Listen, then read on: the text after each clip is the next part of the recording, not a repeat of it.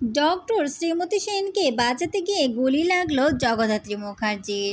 Doctor জানিয়ে দিল জগদ্ধাত্রী আবারও ভালো হয়ে যাবে। হ্যাঁ দর্শক, এমনটাই দেখতে চলেছেন জগদ্ধাত্রী সিরিয়ালের আগামী পর্বতে। বিস্তারিত জানতে চ্যানেলটিতে লাইক দিয়ে সাথেই থাকুন। ভালো লাগলে আমার চ্যানেলটিতে সাবস্ক্রাইব করে দেওয়ার অনুরোধ থাকলো।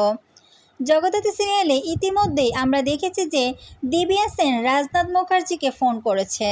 ফোন করে সে বলে, আপনি জানেন জগদ্ধাত্রী এই যে হুইল চেয়ারে বসে আছে এটার জন্য কেই দায়ী? এটার জন্য দায়ী হচ্ছে কৌশিকী মুখার্জি।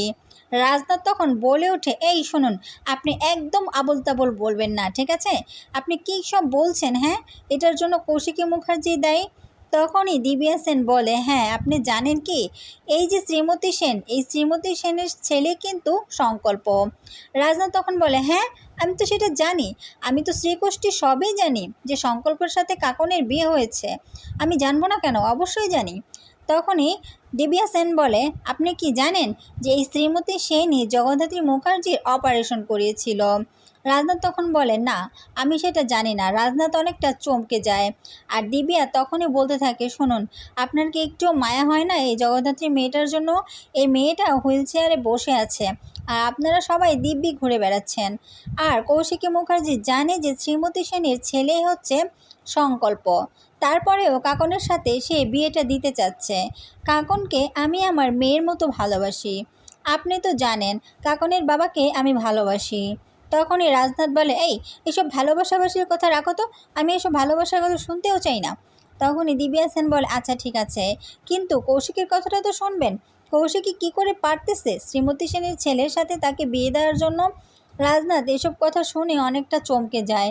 চমকে গিয়ে সে ফোনটা রেখে দেয়, তার শরীরটা অনেক খারাপের দিকে চলে যায়। তখনই বৈদেহী বলে ওঠে, কী ব্যাপার, কিছু হয়েছে? তোমার কি প্রেশারটা বেড়ে গেছে? রাজনাথ কিছু বলে না, সে বলে, না আমার কিছু হয়নি। বৈদেহী বলে, কি ব্যাপার, কে ফোন করেছিল? নিশ্চয়ই দিব্যা সেন। কী বলল? কিন্তু রাজনাথ মুখার্জি তাদের কাছে কিছুই বলে না। সে বলে যে না, কিছুই হয়নি। ওইদিকে পৃথাকে ফোন করেছে দুর্গা মুখার্জি। দুর্গা মুখার্জি ফোন দিয়ে বলে, এই তুমি বাবিনকে কার্ড দিয়েছো, কাকনের বিয়ের কার্ড? পৃথা বলে, কে তুমি? তুমি আগে বলো তুমি কে? তখন দুর্গা বলে, আমি কে সেটা বড় কথা নয়, তোমাকে যেটা জিজ্ঞেস করছি তুমি সেটাই বলো। তুমি বলো যে তুমি কি কার্ড দিয়েছো? তখনই পৃথা বলে ওঠে, হ্যাঁ দিয়েছি, তাতে তোমার কি? দুর্গা তখন বলে, তোমার গালে এমন একটা থাপ্পড় দিব না, তারপরে বুঝবে যে কী করে কথা বলতে হয়। পৃথা বলে, এই মেয়ে সাবধানে কথা বলো, তোমাকে কে সাহস দিয়েছে আমাকে থাপ্পড় দেওয়ার জন্য? দুর্গা তখন বলে, কে সাহস দিয়েছে সেটা সময় হলেই দেখতে পাবে। তোমাকে শুধু একটা কথাই বলে দিলাম, সেটা হচ্ছে বাবিন এই বিয়েতে আসবে না। তুমি এই কথাটা মাথায় রেখে দিও। যদি বাবিন এই বিয়েতে আসে তাহলে কিন্তু বাবিনের খবর আছে, সেটা তুমি জেনে রেখো। দুর্গা আগে থেকেই জানতে পেরেছে যে বাবিন এখানে যাবে, আর সেই বিষয়টা কৌশিকীকেও সে জানিয়েছে। কৌশিকী তখন বলে, কি করা যায় বলতো? আমার তো মনে হচ্ছে ওরা কাকনের বিয়ের দিন কোনো না কোনো একটা অশান্তি করবে। দুর্গা তখন বলে, হ্যাঁ সেটা আমিও বুঝতে পেরেছি, কিন্তু ওদেরকে তো থামাতে হবে।